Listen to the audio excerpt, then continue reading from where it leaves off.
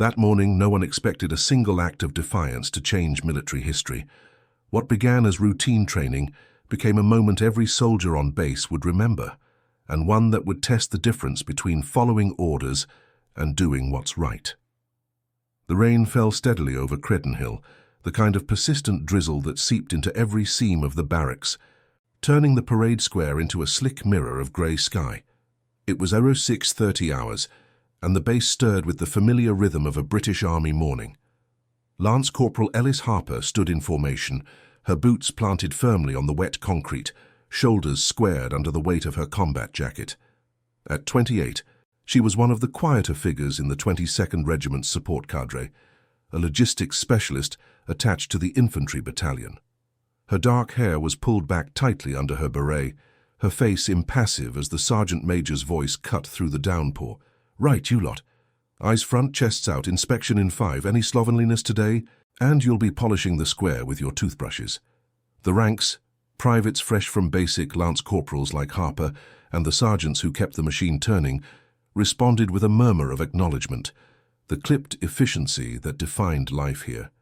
Credenhill wasn't flashy, it was functional, a sprawl of low brick buildings and muddy tracks nestled in the Welsh borders, home to the SAS selection cadre and the everyday grind of the regular army units that orbited it. The air carried the scent of wet earth and boiled cabbage from the cookhouse, mingling with the faint tang of gun oil from the armory. Harper kept her gaze fixed ahead, ignoring the subtle shifts around her. She had learned early to blend into the background, to let her competence speak in actions rather than words. 3 years in, and she still drew the occasional sidelong glance. Too reserved, they said, too much like she was holding something back. But in the ranks, silence was often mistaken for weakness. As the formation tightened for roll call, Private Jenkins, a lanky lad from Manchester, with a mouth that ran faster than his PT scores, leaned ever so slightly toward her. "Harper, you look like you've been dragged through a hedge backwards," he muttered, just loud enough for the file behind to hear. A snicker rippled, quickly stifled under the sergeant major's glare. Jenkins straightened, but the damage was done. A small crack in the discipline, the kind that festered in the close confines of barracks life. The sergeant major, a stocky man named Wilkins with 20 years under his belt, paced the front, his boots striking the square with measured thuds. "Names! Sound off!" The roll call proceeded like clockwork. "Private Ellis, present!" from the front, up through the corporals. When it reached her, Harper's response was crisp, unadorned. "Lance Corporal Harper, present, sir." No flourish, no hesitation. Wilkins nodded, moving on, but not before his eyes lingered a fraction longer than usual. She had that effect sometimes, steady, unyielding, like the rain itself. After roll call, the formation broke for inspection. Rifles were shouldered, webbing checked, boots inspected for shine despite the mud. Harper's kit was impeccable.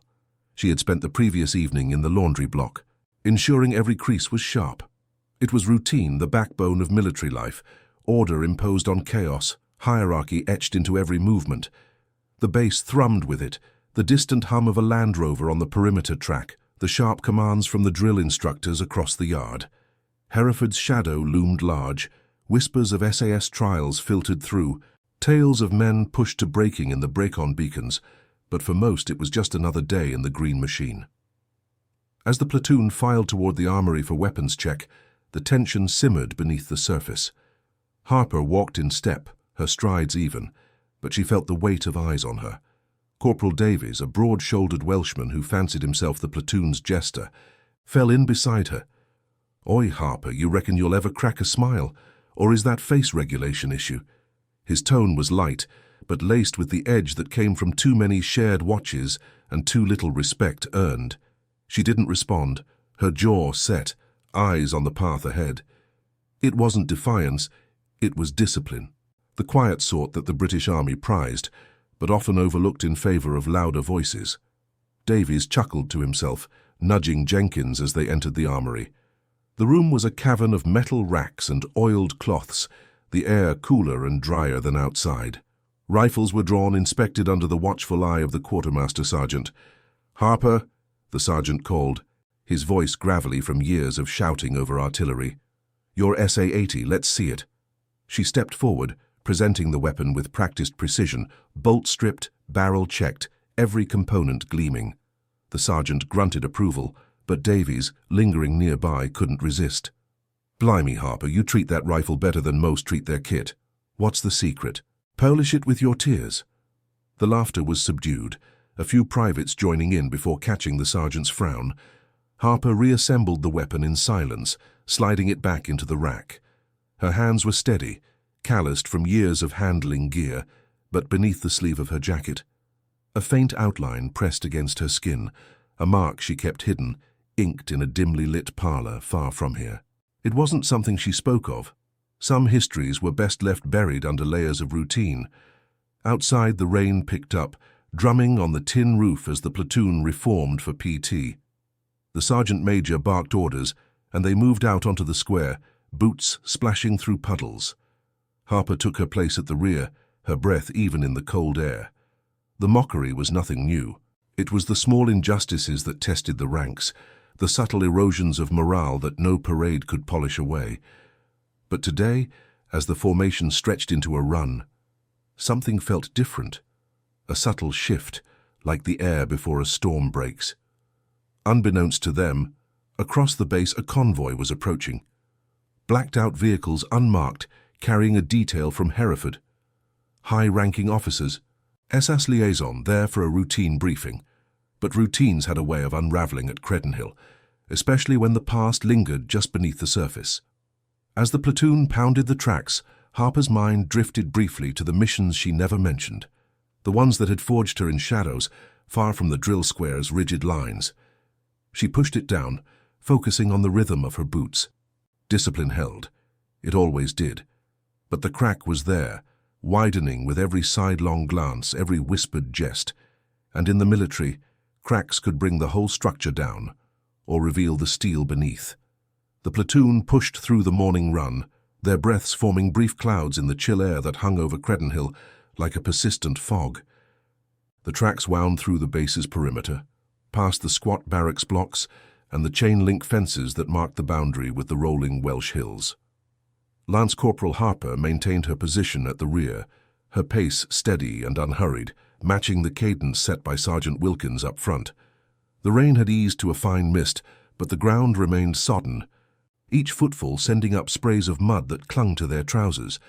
It was the sort of weather that tested resolve without fanfare, no dramatic gales, just the quiet seep of damp into bones and fabric. As they looped back toward the drill square, the sergeant major's whistle pierced the rhythm. "Form up, PT complete. Kit inspection in the block. Move!" The ranks dissolved into ordered movement, boots scraping against the gravel as they headed for the changing rooms. Harper fell in with the others, her jacket heavy with moisture, but she carried it without complaint. Inside the barracks, the air was warmer, thick with the scent of damp wool and liniment from the previous night's aches.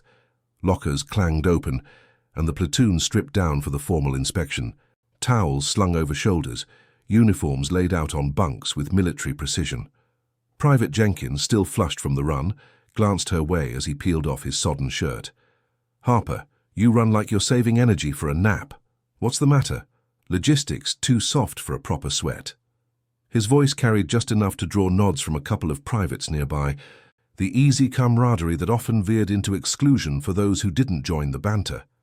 She ignored him, folding her jacket with crisp folds, ensuring the creases aligned perfectly. Harper's bunk was a model of order, bed made hospital tight, boots aligned by the door, every item in its place. It was her way, silent competence, the kind that sustained the unit without seeking credit. As a logistics specialist, she handled the unseen work. Manifests for supply drops, inventory checks that kept the armory stocked, routes plotted for convoys through hostile terrain. It wasn't the stuff of headlines, but it was essential, the glue holding the battalion together. Corporal Davies, toweling his hair, chimed in from across the room.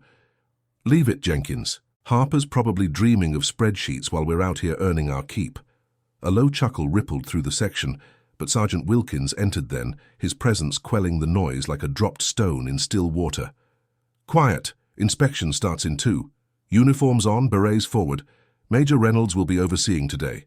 visiting from Brigade HQ. Wilkins's eyes scanned the room, pausing on Harper for a beat. He knew her record, solid if unremarkable on paper. No disciplinary marks, no push for promotion, just reliable, like the Land Rovers that ferried them to exercises. The platoon dressed swiftly, the rustle of fabric and click of buckles filling the space. Harper adjusted her beret, checking the mirror's edge for any misalignment. Her reflection showed a face schooled to neutrality, brown eyes steady, jaw firm, no trace of the fatigue from last night's late shift reconciling stores. As they filed out to the corridor, the base's routine asserted itself anew. Down the hall, the mess orderly called time for breakfast, the clatter of trays echoing from the serving hatch. Major Reynolds arrived as they reformed in the passageway, a tall figure in his mid-40s, his uniform impeccable despite the journey from Aldershot. Flanked by Wilkins and a young captain from admin, he nodded curtly. "Carry on, Sergeant Major." The inspection began methodically. Berets checked for tilt, jackets for lint, trousers for creases. Reynolds moved down the line, his questions brief and pointed. "Private Ellis, your posting." The private at the front snapped to attention. "Logistics support, sir, 3 months in." "Competent?" Reynolds' tone was neutral, probing without warmth. "Yes, sir. Passed all quals." The major progressed, pausing at Jenkins. "Lance Corporal, uniform standard?" "Impeccable, sir." Jenkins stood ramrod straight, but his eyes flicked nervously. Reynolds grunted, moving to Davies. "Any issues in the section, Corporal?" "None, sir. All shipshape." Davies' response was smooth, but he shot a glance at Harper, as if to underscore the hierarchy. When he reached her, Reynolds' gaze was appraising. "Lance Corporal Harper, 3 years, correct?" "Yes, sir." Her voice was even, gaze meeting his without challenge. "Role?" "Logistics coordination, sir. Supply chain and manifests." He nodded, inspecting her kit with a practiced eye. "Clean work. Keep it that way." No praise, no criticism, just acknowledgement, the British way of marking approval through absence of rebuke. The line moved on, but as the major passed, the sleeve of Harper's jacket caught on the edge of her locker door, tugging slightly. She adjusted it without fuss, but the motion drew Jenkins' mutter from behind.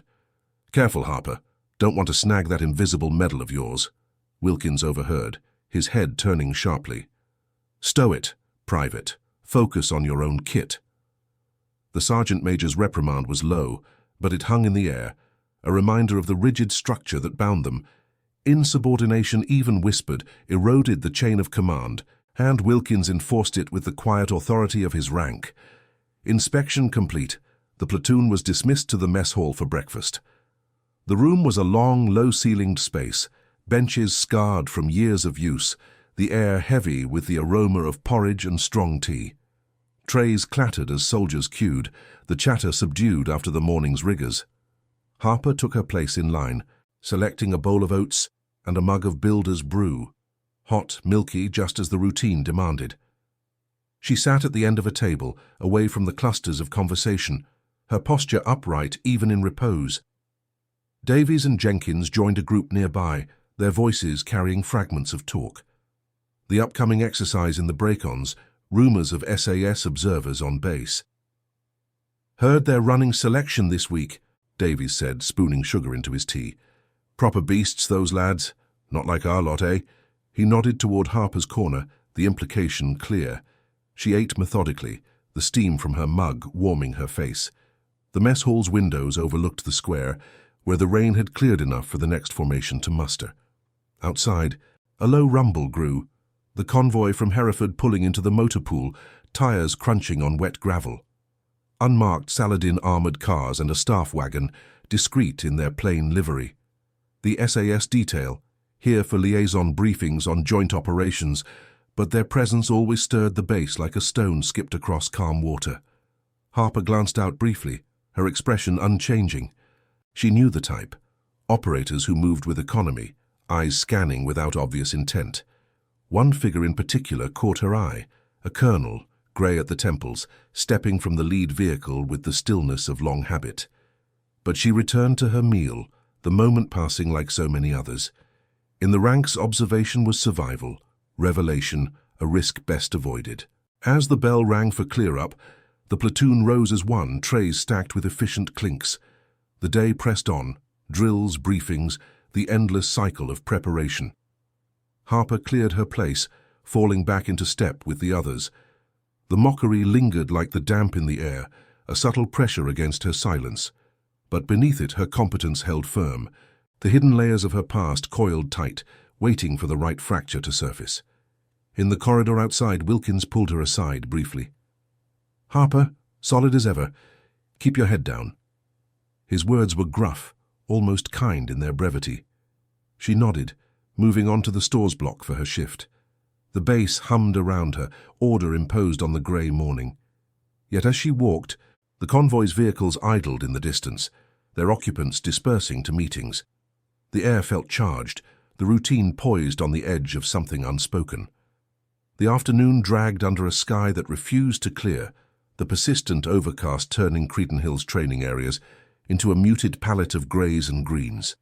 Lance Corporal Harper made her way to the stores block, her boots leaving faint imprints on the damp path that snaked between the barracks and the supply sheds. The air held the sharp bite of wet pine from the bordering woods, mingling with the faint diesel hum from the motor pool where the Hereford convoy had settled. She carried a clipboard under her arm, the day's manifests clipped neatly, requisitions for the upcoming joint exercise, tallies of ammunition crates and ration packs that would sustain the battalion through the Brecon Beacon's unforgiving terrain.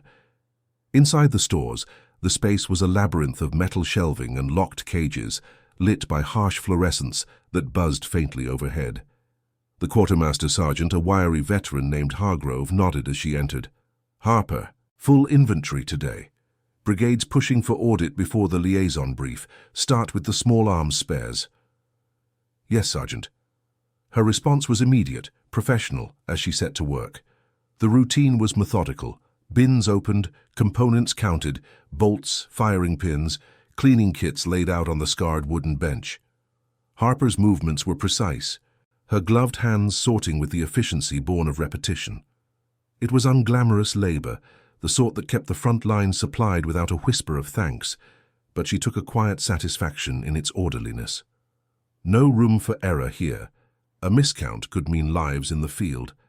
As she worked, the door swung open with a creak, admitting Corporal Davies and Private Jenkins, sent to draw kit for the afternoon's drill. They stamped their boots on the mat, shaking off the residual damp, and Hargrove directed them to the webbing racks. "Sign for it, Davies. No extras. Reynolds is watching the books." Davies signed the log with a flourish, his eyes flicking to Harper as she tallied a row of magazines. "Afternoon, Stores Fairy. Still buried in your paperwork. Bet you could kit out the whole SAS with that lot and not break a sweat." Jenkins snorted, hefting a bundle of straps. "Yeah, Harper. Ever think of joining the real action? Or is counting beans your idea of a scrap?" She didn't look up, her pen scratching steadily across the sheet. The jabs were familiar, the kind that passed for levity in the ranks but carried the undercurrent of resentment for her reserve, her lack of engagement in the after-hours pints at the NAFI. Harper had chosen silence long ago. Words could unravel more than they built, especially when her past was a classified shadow best left undisturbed. She continued her count, the metallic clink of parts the only reply. Hargrove cleared his throat from his desk, his tone clipped. "Focus on the task, lads. This isn't a social club." But Davies, emboldened by the enclosed space, stepped closer to the bench, his elbow brushing a stack of crates as he pretended to inspect a harness. "Come on, Harper, lighten up. You're like a ghost in here, always lurking, never joining in." In a move that seemed accidental but wasn't, he reached out to steady the teetering pile, his fingers closing briefly around her wrist as she moved to catch it. The grip was firm, unnecessary, pulling her off balance for a split second. The clipboard slipped from her grasp, pages fluttering to the concrete floor in a disordered fan. The room fell still. Harper steadied herself, her wrist tingling faintly from the contact, but she knelt without a word to gather the sheets. Ink smudged on one corner where her knee pressed it down, the careful tallies now marred. Jenkins let out a low whistle. "Oops. Butterfingers, eh? Or was that the weight of all those secrets?" Davies released her with a mock apology, his hand lingering just long enough to make the gesture feel like anything but. "Sorry, love. Didn't mean to rattle the cage." He straightened, slinging the webbing over his shoulder, but the smirk lingered, shared with Jenkins as they headed for the door. Hargrove's face tightened, but he held his tongue. Hierarchy had its limits, and confronting a corporal over a clumsy mishap risked escalating barracks tensions. "Carry on, Harper," he muttered instead, his eyes sympathetic but distant. The sergeant knew the undercurrents.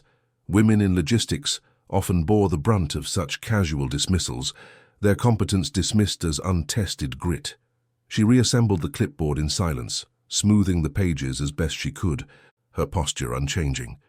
The incident burned internally, a quiet erosion of dignity, but she channeled it into focus, recounting the items with renewed precision, as if the disorder had never touched her. Outside, the base's rhythm continued unabated, the distant bark of orders from the drill square, the low murmur of voices from the arriving SAS detail as they filed into the briefing hut. Harper caught a glimpse through the store's window, a cluster of figures in subdued uniforms, moving with that trademark economy, no wasted motion. One, the colonel from earlier, paused to scan the perimeter, his gaze sweeping past the sheds without pause. By mid-afternoon, the manifests were complete, handed off to Hargrove with a nod. Harper stepped out into the cooling air, the path slick underfoot as she headed toward the mess hall for a late tea. The violation lingered like a bruise, unseen but insistent. The grab, the dropped clipboard, the laughter that echoed in her mind. It was the small humiliations that tested resolve, the ones that chipped at the facade of unity the army demanded. She walked with her head up, beret straight, the sleeve of her jacket falling neatly over her wrist, concealing the faint outline beneath. In the mess, the hall was quieter now. The lunch rush faded to a few scattered groups nursing mugs. Harper collected a tray, sandwiches wrapped in greaseproof paper, a pot of tea steaming gently, and made for a corner table. As she set it down, her boot caught the edge of a bench leg, or so it seemed. In truth, Jenkins, lounging nearby with Davies, had extended his foot just so. The tray tipped, the sandwich sliding onto the floor with a soft thud, tea sloshing across the tiles in a dark puddle. Laughter erupted from their table, drawing glances from across the room. "Klutz Central today, Harper," Jenkins called, not bothering to lower his voice. "First the stores, now this. Maybe logistics isn't your calling. Try the laundry next."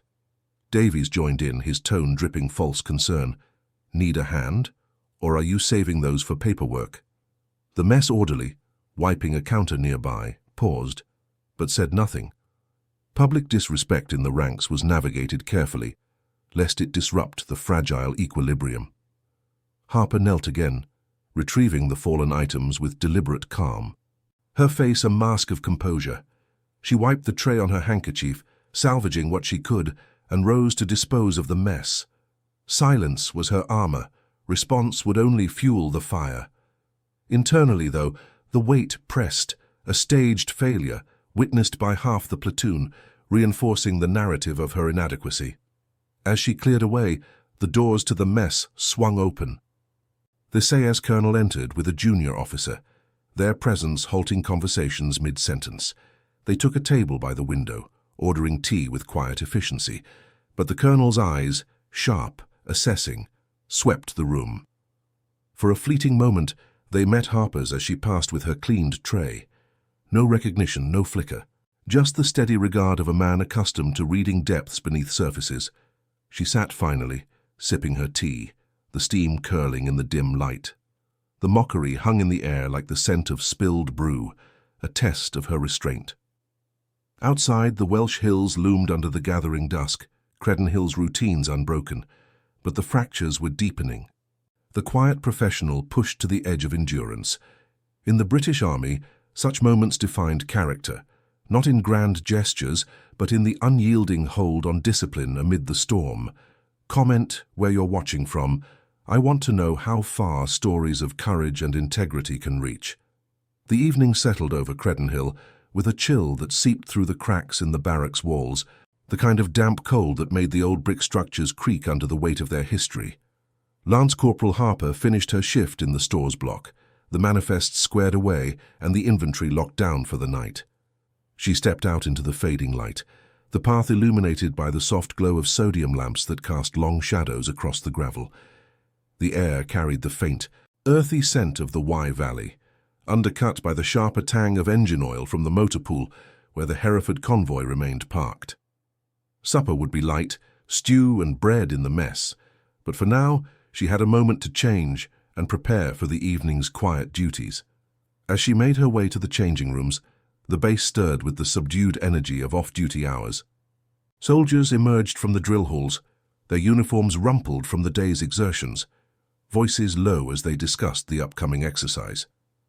The SAS detail's arrival had rippled through the whispers.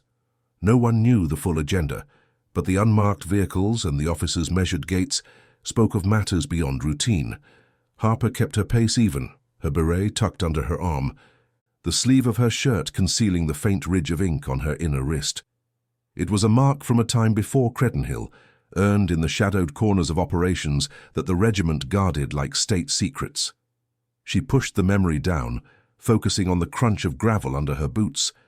Inside the changing room, the platoon was already gathering, lockers slamming with the familiar rhythm. Private Jenkins lounged against a bench, polishing his boots with deliberate slowness, while Corporal Davies adjusted his tie in the mirror. "Heard the SAS lads are bunking in the officers' mess tonight," Davies said, his voice carrying just enough to draw nods. "Proper ghosts they are. Bet they've got stories that'd make your hair curl." Jenkins chuckled, glancing toward Harper as she opened her locker. "Yeah, real action. Not like some, eh, sticking to the paper chase," he mimed, shuffling documents, his grin widening as a couple of privates nearby suppressed smirks. The jabs had become ritual by now, a way to fill the tedium, but they landed with the same subtle sting each time, public enough to humiliate, private enough to evade reprimand. Harper stripped off her work shirt without response, folding it neatly before reaching for her fresh uniform. Her movements were economical, disciplined, the sort honed in environments where hesitation cost more than pride. As she rolled up a sleeve to wash her hands at the sink, the light caught the edge of her tattoo, a small, intricate emblem, the winged dagger intertwined with a subtle cipher, visible only for a heartbeat before she lowered her arm. No one noticed. The room's chatter drowned out the moment, and she dried her hands on a towel, pulling on her jacket with the same unhurried precision. Sergeant Wilkins entered then, his boots echoing on the tiled floor. "Right, listen in. Evening formation at 1900 hours. Major Reynolds wants a full muster before the liaison briefing. SAS observers will be present. Keep it tight. No slacking." His gaze swept the room, lingering on Davies and Jenkins with a warning edge. "And stow the sideshow. We're representing the battalion." The platoon acknowledged with a murmur, straightening subtly under the weight of his authority. Harper closed her locker, the click sharp in the brief silence. She had faced worse scrutiny than whispers. The tattoo was a remnant of a classified insertion 5 years prior, a logistics run turned extraction under fire in the Hindu Kush. She had coordinated the airlift that pulled a SAS team from ambush, her role buried in redacted files, her reward a discreet mark from the regiment's own artisan. It bound her to silence, a vow etched deeper than ink. Outside, the parade square had been swept clear of the day's puddles, the concrete gleaming under the floodlights. The formation assembled in the gathering dusk, ranks aligning with the precision of long practice. Harper took her place in the second file, shoulders back, eyes front. The air was crisp now, carrying the distant lowing of cattle from the hills, a reminder of the rural quiet that enveloped the base. Major Reynolds strode to the front, flanked by Wilkins and the young captain, but tonight 2 additional figures stood apart. The SAS colonel from the convoy and a major in subdued fatigues, their postures erect yet unobtrusive like statues amid the living. "Platoon, attention!" Wilkins' command cut through the chill, boots stamping as one. Reynolds began the address, his voice steady against the evening breeze. "This evening marks the start of joint preparations for Operation Sentinel. The SAS liaison will observe our standards, drill, discipline, readiness. Any lapses reflect on us all." The colonel's eyes moved methodically across the ranks, not scanning wildly but absorbing with the stillness of a predator at rest. He was a man in his late 50s, face weathered by sun and secrecy, his uniform unmarked by insignia, save for the subtle beret badge that whispered of Hereford. Beside him, the major mirrored his composure, hands clasped behind his back. They said nothing, their presence a quiet pressure that straightened spines without a word. As Reynolds progressed to individual acknowledgements, spot checks on posture, questions on quals, the colonel's gaze settled briefly on Harper's file. She held her position, breath even, the wind tugging at her jacket's hem. It was then, during a pause for adjustment, that she shifted her weight imperceptibly, her cuff riding up just enough. The light from the lamps angled across her wrist, illuminating the tattoo for a fraction of a second, the winged dagger, unmistakable to those who knew. The colonel's expression didn't change, no widening of eyes, no sharp intake. But his stillness deepened, a subtle halt in the rhythm of his breathing, his head tilting a degree as if recalibrating. The major beside him followed the line of sight, his own gaze locking for the same beat before returning forward. It was observation distilled to essence, no exclamation, no approach, just the quiet registration of a detail that pierced the routine.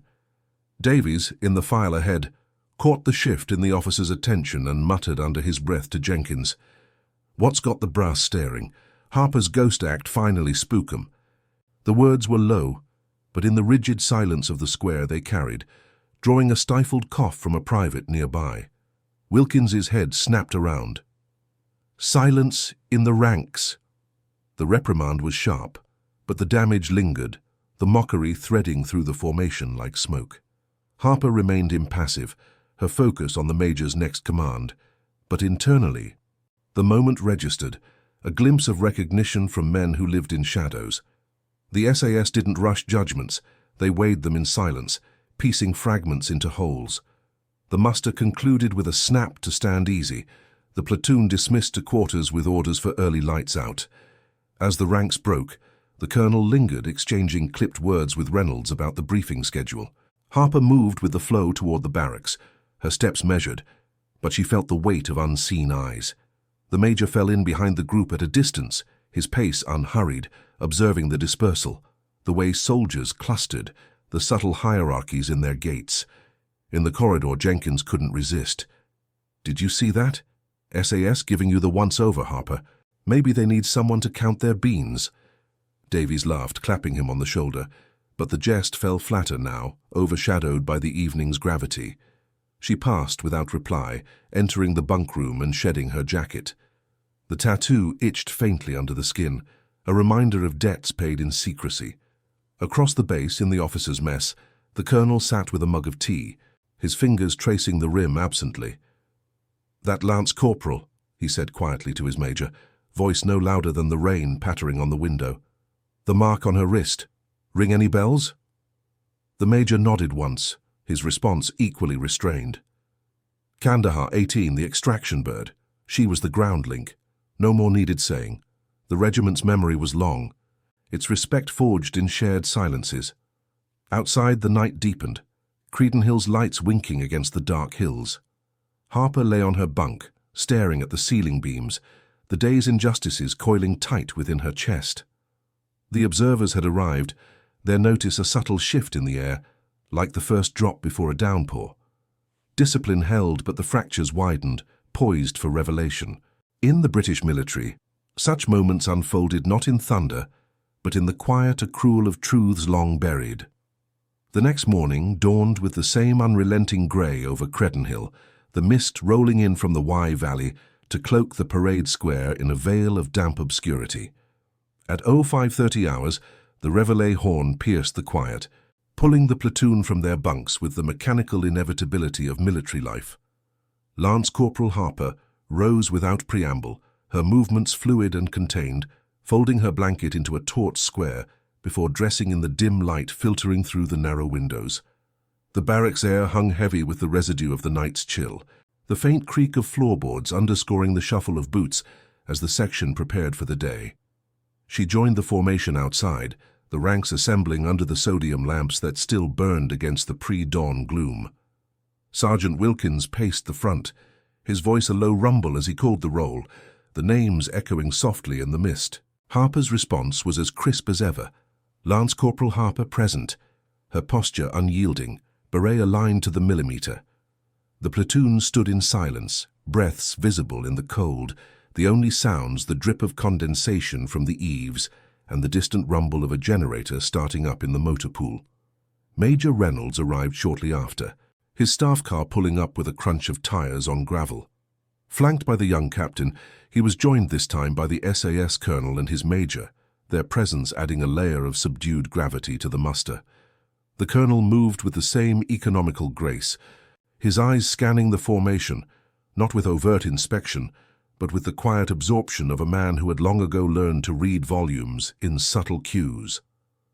Whispers had circulated through the barracks overnight, rumors of the liaison's extended stay, briefings on classified overlays for the Sentinel exercise, but no one dared voice them aloud in ranks. "Platoon, stand easy," Reynolds commanded, his tone measured as the boots shifted fractionally. "This morning's drill incorporates observer input. SAS liaison will assess our integration protocols. Precision is non-negotiable." The formation acknowledged with a murmur, the mist swirling around their ankles like smoke from a suppressed fire. As Reynolds outlined the sequence, close order drill followed by a simulated link-up maneuver, the colonel's gaze drifted methodically across the files. It settled, briefly but deliberately, on Harper's position in the second rank. She held her stare forward, the chill seeping through her jacket, but she sensed the weight of it like a compass needle aligning to true north. The drill commenced with a snap to attention, boots striking the concrete in unison, the rhythm echoing off the surrounding buildings. Wilkins led the calls, left, right, left, the platoon executing turns and halts with the clipped efficiency drilled into them over months of square bashing. Harper moved in perfect sync, her steps measured, arms swinging in tight arcs. It was routine elevated to ritual, the hierarchy embodied in every alignment, every pause. Halfway through the sequence, as the ranks wheeled into a flanking formation, Corporal Davies stumbled, a minor misstep, his boot catching the edge of a damp patch, sending him lurching forward into Jenkins' line. The private sidestepped instinctively, breaking form for a split second, and a low ripple of unease passed through the platoon. Wilkins' bellow cut sharp, "Steady, reform!" But Davies, recovering with a flush creeping up his neck, shot a glance back at Harper. "Bloody logistics, always throwing us off," he muttered, just loud enough to carry on the still air, pinning the blame in her direction as if her presence disrupted the whole. Jenkins snickered, the sound muffled but audible, drawing stifled echoes from a few privates. The mockery landed like a stone in the formation's quiet tension, a public erosion that tested the bounds of discipline without crossing into outright insubordination. Harper's expression remained impassive, her gaze fixed on the marker ahead, but internally the sting registered, a continuation of the previous day's humiliations, now amplified under the observer's watch. She adjusted her stance imperceptibly, the cuff of her sleeve brushing her wrist, the tattoo hidden beneath, like a sealed dispatch. Reynolds halted the drill at that point, his face tightening. "Explanation, Corporal?" Davies snapped to attention, his response clipped. "Slip, sir. Ground's slick. Won't happen again." The Major nodded curtly, but the Colonel interjected then, his voice low and even, carrying no more than necessary to reach the front ranks. "Ground's the same for all. Competence isn't excused by conditions."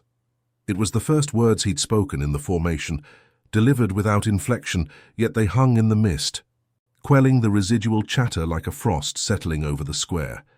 The drill resumed, but the atmosphere had shifted, the platoon's movements sharper, more vigilant. As they transitioned to the link-up simulation, imagined convoy merge with air assets, Harper took her position at the rear, coordinating the mock manifests in her mind, her role in the exercise underscoring her logistics brief. The Colonel observed from the sidelines, arms folded, his stillness a counterpoint to the activity. It was during the final halt, as the ranks reformed facing the officers, that the moment unfolded. Reynolds called for a spot inspection, random kit checks to simulate field readiness. Lance Corporal Harper forward. She stepped out with measured strides, halting before the line of brass, her rifle at the slope. The platoon watched, the mist thinning slightly to reveal their faces, curiosity mixed with the lingering edge from Davy's mutter. Reynolds began the check. "Webbing secure? Ammo count?" "All accounted, sir," she replied, her voice steady, presenting the pouches for verification. He nodded, but as she adjusted her stance, the wind tugged at her cuff once more, exposing the wrist briefly, the winged dagger emblem catching the pale light. This time it didn't pass unnoticed. The colonel's eyes locked on it, his posture unchanging, but a subtle tension entered his frame, like a wire drawn taut. Reynolds moved to dismiss her, but the colonel raised a hand, barely a gesture, more a pause in the air. "One moment, Major." His tone was conversational, yet it froze the square. Every boot planted, every breath held. He stepped forward, closing the distance to Harper with unhurried precision, his gaze never leaving the mark now concealed again. "Lance Corporal," he said, voice pitched just for the front ranks but carrying in the silence. "That insignia on your wrist. The cipher, Kandahar 2018, extraction from the Kush Ridge." The words landed without fanfare, a statement of fact that rippled outward like a shockwave through still water. Harper met his eyes, her own steady, a flicker of recognition passing between them, silent, profound, the bond of shared shadows. She nodded once, minimally, the discipline of secrecy holding her tongue. The colonel's next words were directed to Reynolds, but loud enough for the platoon to hear, the mist amplifying the quiet authority.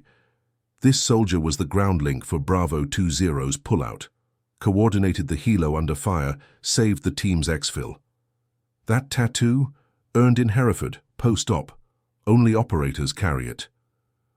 A hush descended, deeper than the morning's fog. Davy's face paled, his earlier mutter echoing back as accusation. Jenkins shifted uncomfortably, eyes widening. The ranks stood transfixed, the revelation unfolding not in drama, but in the raw exposure of truth.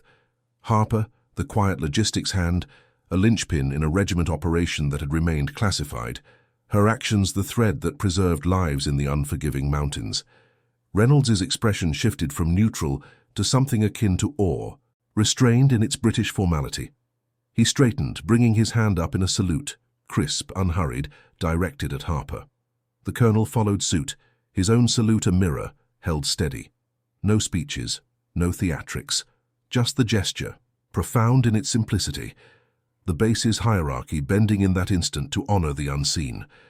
Harper returned it, her arm rising with the same precision, chin lifting fractionally.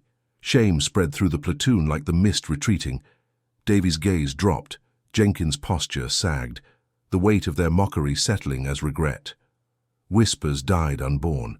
Respect rose in their place, a quiet transformation etching into the morning's order. The colonel nodded to her, a subtle incline that spoke volumes. "Carry on, Lance Corporal. The regiment remembers." He stepped back, the moment concluding as abruptly as it began, the drill dismissed with Reynolds' clipped command.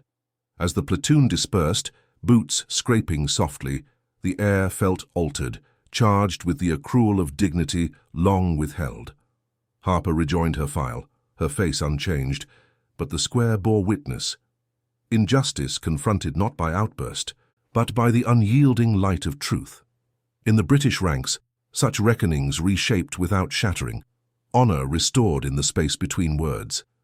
The mist clung to the parade square like a reluctant witness, thinning only gradually as the morning progressed into a pallid daylight.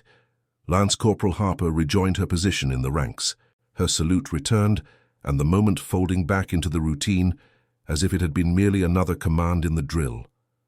But the air on Creddon Hill had altered irrevocably, the revelation hanging over the formation like the faint haze that refused to lift. Major Reynolds dismissed the platoon with a final order: "Carry on with the link-up briefings. The observers will join in the ops room." His voice steady, but his glance toward Harper carried a new weight, an unspoken recalibration of regard. The ranks broke with uncharacteristic restraint, boots scraping the concrete in subdued echoes rather than the usual clatter. No banter followed, no easy jostling as soldiers filed toward the briefing hut. Corporal Davies walked at the front of his section, his shoulders hunched fractionally, the earlier mutter now a leaden regret in his chest. He avoided Jenkins' eye, the private trailing behind with his head lowered, the snickers of moments past silenced by the colonel's measured words. The platoon moved as one, the hierarchy intact but infused with a quiet awe, the kind that settled deep, reshaping interactions without fanfare. Inside the ops room, a low-ceilinged space lined with maps and tactical boards, the briefing commenced under the fluorescent steady hum. Folding chairs scraped as the platoon settled, the SAS colonel and major taking seats at the rear, their postures erect yet unobtrusive. Reynolds stood at the front, unrolling a chart of the Brecon beacon's contours, his pointer tracing the simulated routes for Operation Sentinel. Integration points here. Logistics feed into the exfil chain. Lance Corporal Harper, your input on supply manifests. She rose without hesitation, stepping to the board with her clipboard in hand, the lines of her uniform crisp against the green baize. Sir, projected loads for the helo lifts, 200 kilos per bird, prioritized for medical and comms. Routes avoid the high ridges to minimize exposure. Her voice was even, professional, the details delivered with the precision that had always defined her work. But now, as she gestured to the overlaid grid, the room's attention sharpened, not the casual nods of before but focused regard, the colonel's nod subtle from the shadows.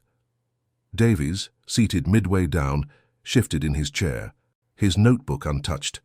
The grab in the stores, the foot extended in the mess.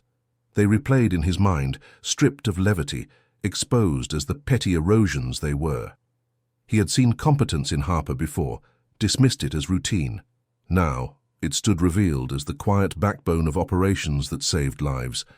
Jenkins beside him doodled absently, his usual quips swallowed, the weight of the tattoo story pressing like the damp air outside. The colonel interjected once, his tone low and directed.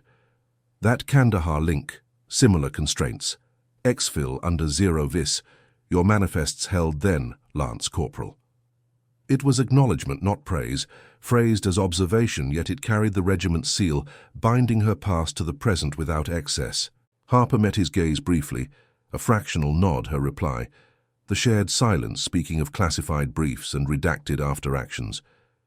As the briefing wrapped, Reynolds assigned tasks, sections to the range for quals, logistics to refine the loads. Dismissed.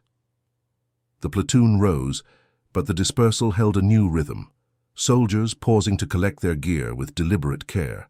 Glances toward Harper no longer sidelong but direct, laced with respect. Private Ellis, the young recruit from the front ranks, approached her as they exited, his voice hushed. "Ma'am, Lance Corporal, that was. Solid work in 18. Didn't know." No elaboration, just the admission, his posture straightening as if realigning to her measure. She acknowledged with a tilt of her head, words unnecessary. In the British way, reform came not in apologies broadcast, but in actions amended, the slouch in Davies' step gone, replaced by a purposeful stride, Jenkins falling silent as they passed the motor pool where the SAS vehicles idled under tarps. Whispers circulated now, not of mockery but of quiet legend. The logistics hand who bridged the cush, her tattoo a mark few earned, fewer wore openly. The base's routines absorbed it seamlessly. The clang of the cookhouse bell for mid-morning tea, the distant crack of small arms from the range, but the undercurrent had shifted, injustice yielding to institutional regard. By midday the rain returned, a fine patter on the ops hut's roof as Harper reviewed crates in the stores block. Hargrove, the quartermaster sergeant, handed her a revised manifest without comment, but his nod lingered, the earlier sympathy now edged with esteem. Regiment's eye is sharp. Good to see it land right. She logged the entries, the ink flowing steady, the faint outline beneath her cuff, a talisman rather than a secret. Outside, the colonel conferred with Reynolds near the briefing hut, their voices clipped against the drizzle. "She's the sort we build on, quiet steel. Calls her Echo in the files from that op. Ground echo pulling signals through the static." Reynolds absorbed it, his response a measured agreement. "Understood, sir. Adjustments to her posting. Deserve it." No fanfare, just the machinery of recognition turning. Promotions whispered in staff rooms, her role elevated from support to integral. The platoon reconvened for lunch in the mess hall, the clatter of trays subdued. conversations turning to the exercise rather than jests.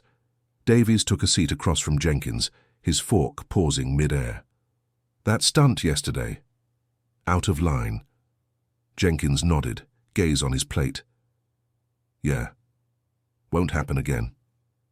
The words were private, but Harper, at her usual corner table, caught the shift. The space around her cleared not with exclusion but deference, a private offering tea without being asked. As the afternoon wore on, the base thrummed with preparation. Land Rovers fueled, webbing checked under the watchful eyes of the SAS major, who moved among the sections with economical nods. He paused once near Harper's group, directing a query on load capacities her way. "Lance Corporal, Echo, was it? Projections hold for wet weather." The old call sign slipped out like a key turning in a lock, public yet contained, freezing the nearby privates in a moment of widened understanding. She confirmed the figures, her response crisp, but the major's stance at attention, a subtle hold, shoulders squared, mirrored the morning's salute, reinforcing the bond. Shame rippled through the ranks like the rain on the windows, not voiced but evident in averted eyes and amended postures. Wilkins, overseeing the range prep, pulled Davies aside briefly. "Learn from it, Corporal. The chain's only as strong as its quiet links." Davies saluted, the lesson internalized without rebuke. By evening, as the platoon mustered for a final brief under the clearing sky, Harper stood in her file, the Welsh hills emerging sharp against the horizon. No mockery echoed. Instead, a quiet solidarity settled. The base freezing in collective reflection, respect rising like mist burned off by resolve. The SAS detail prepared to depart at dawn, their vehicles gleaming under the lamps, but their passage would carry the story's echo. A soldier's hidden past acknowledged, injustice reformed into honor's steady line. From that day, Credenhill's rhythms endured, but Harper became the unspoken measure, whispers of her legend threading through briefings and watches, a testament to moral courage in the regiment's shadow. Discipline held, transformed not by upheaval, but by the subtle accrual of truth, the British way of honoring what endures beneath the surface. If this story already has your respect, hit the like button. It helps the story of Ellis Harper reach those who still believe in honor. The days following the revelation on the parade square unfolded at Credenhill with the unhurried precision of a well-oiled mechanism, the base's routines absorbing the shift without visible disruption. The rain had returned in earnest, a steady patter that drummed on the tin roofs of the barracks and turned the tracks to slick clay, mirroring the subtle undercurrents now threading through the platoon's interactions. Lance Corporal Ellis Harper moved through her duties as before. Manifests reviewed in the stores block, supply runs coordinated for the ongoing preparations for Operation Sentinel, but the air around her had thickened with a quiet deference, the kind that manifested not in words, but in the space others afforded her.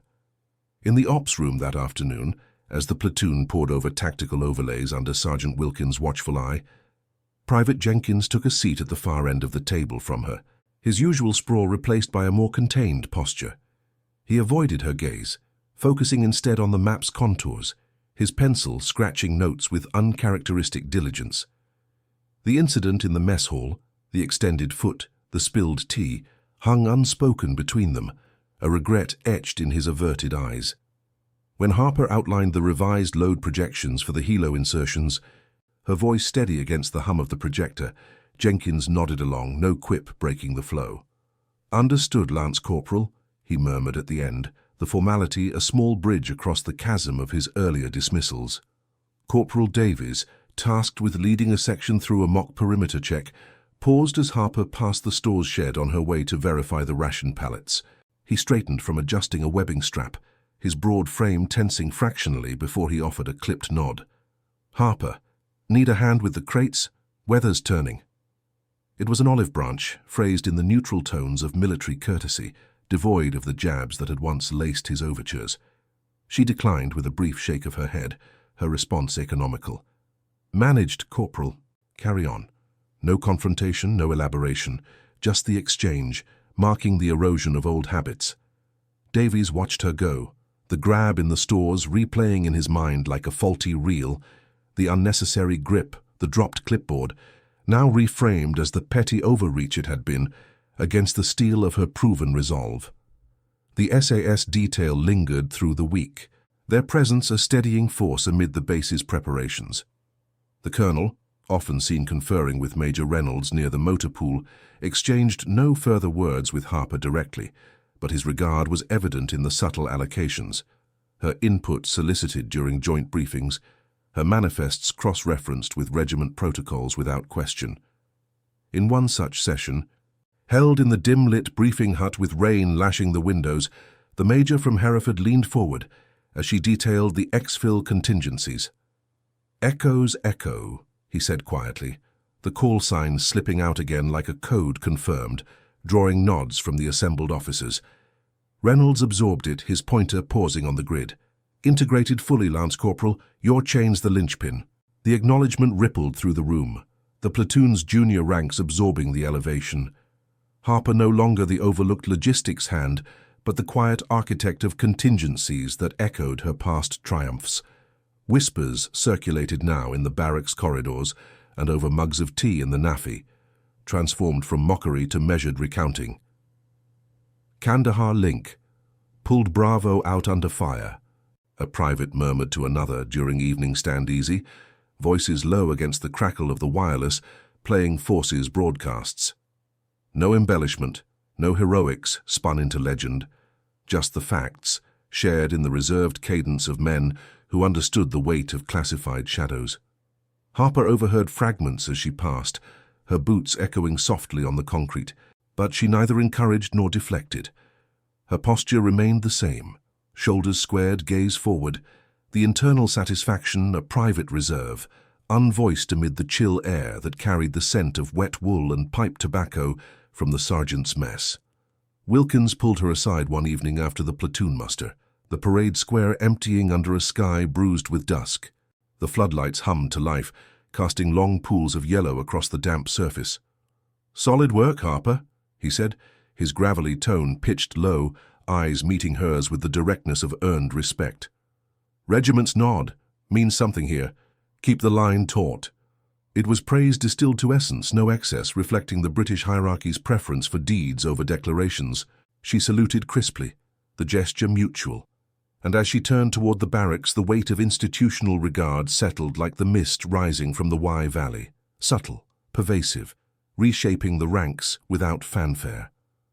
By midweek, the transformation permeated the base's fabric. In the armory, during a routine weapons audit, Hargrove, the quartermaster sergeant, handed her the log without the earlier undercurrent of sympathy, his nod now one of peers. "Your quals on those manifests. Textbook." SAS Major signed off personally. The privates assisting straightened at her directions, no sidelong glances, their movements mirroring her precision. Even the cookhouse routine shifted. The orderly, a wiry Scot with a perpetual squint, slid an extra slice of bread onto her tray without comment, a silent nod to the stories filtering through the serving hatch.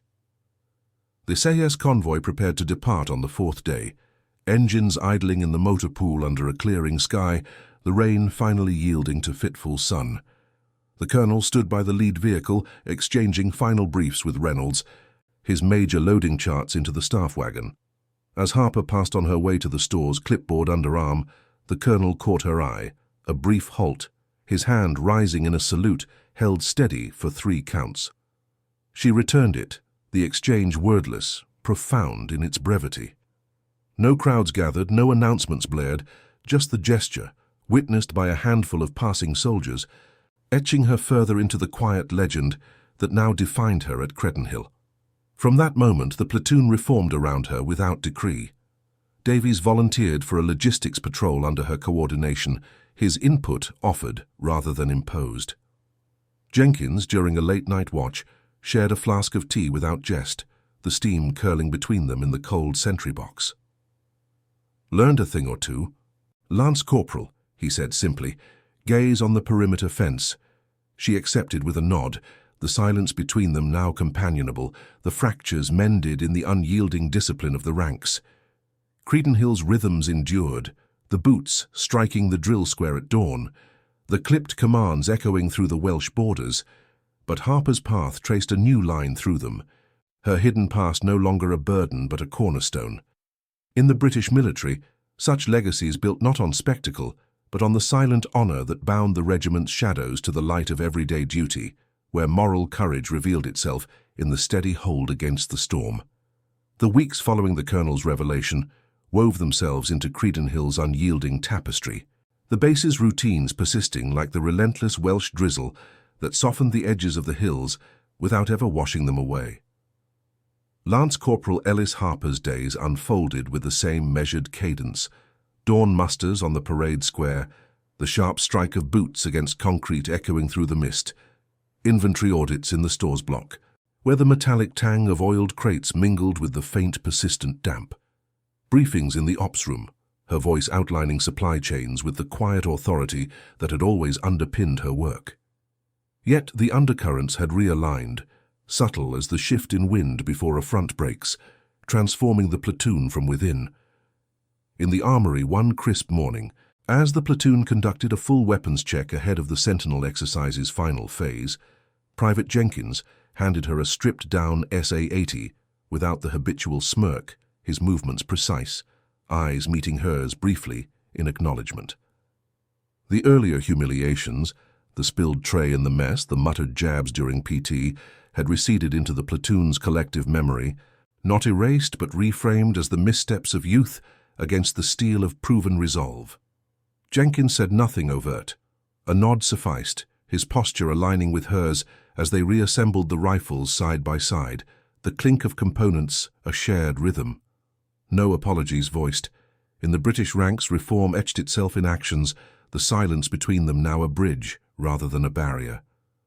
Corporal Davies, leading his section through a perimeter drill that afternoon, deferred to her logistics overlay without contest, his broad frame halting as she adjusted the route markers on the tactical board. "Your call on the resupply points, Lance Corporal," he said, tone clipped and professional, the words carrying the weight of lessons internalized. The grab in the stores, the staged clumsiness, it lingered in his averted gaze during quiet moments, a private reckoning that straightened his spine without need for confrontation. He moved on to his tasks with renewed focus, the hierarchy bending not through upheaval, but through the quiet accrual of respect, each soldier measuring their conduct against the standard she now embodied. Sergeant Wilkins observed it all from the periphery, his gravelly commands during evening formations laced with an undercurrent of pride, restrained as ever. During a stand-easy in the NAFI, mugs of builder's tea steaming on scarred wooden tables, he pulled her aside near the dartboard, the low hum of conversation providing cover. "The regiment's mark runs deep, Harper. You've steadied more than manifests out here." His eyes held hers for a beat, the nod that followed sealing the commendation. No flourish, just the directness of a man who valued competence above ceremony. She returned the gesture, her response a simple, "Understood, Sergeant," before returning to her seat, the warmth of the tea grounding the internal reserve that had carried her through. The SAS detail's departure had come and gone, like a shadow passing over the base, their unmarked convoy rumbling out under a sky heavy with promise of rain. But their influence lingered in the institutional shifts.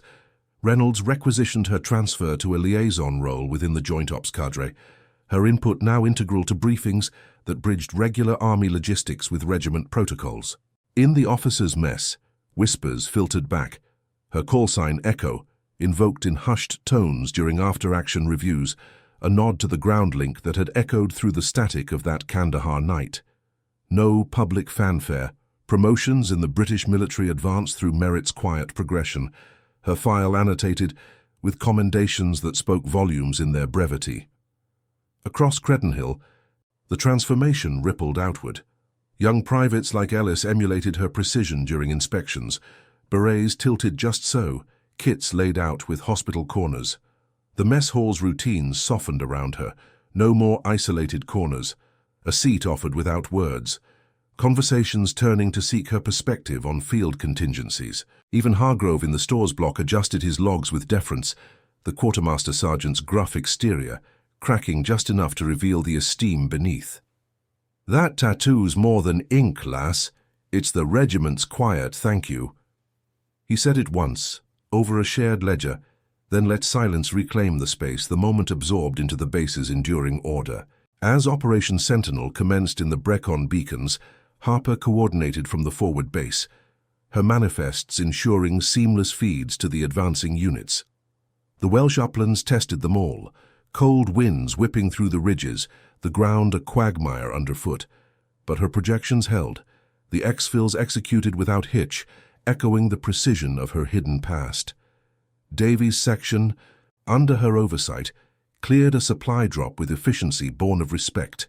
No lapses, no blame shifted. Jenkins, hauling crates through the mist, paused to salute her at the end of the shift, the gesture crisp against the fading light. Echo's line, solid as the hills, Lance Corporal. Back at Credenhill, as the exercise wrapped and the platoon returned sodden but intact, the base settled into a reflective hush. The parade square gleamed under fresh rain, boots echoing during the debrief muster, the ranks standing taller in collective understanding. Whispers of her legend threaded through the barracks like the scent of wet concrete at dawn. Tales of the logistics specialist who bridged shadows, her moral courage a counterpoint to the injustices once heaped upon her. No monuments erected, no medals pinned in fanfare, just the quiet evolution, where mockery yielded to solidarity, the fractures mended in the unyielding discipline that defined the regiment.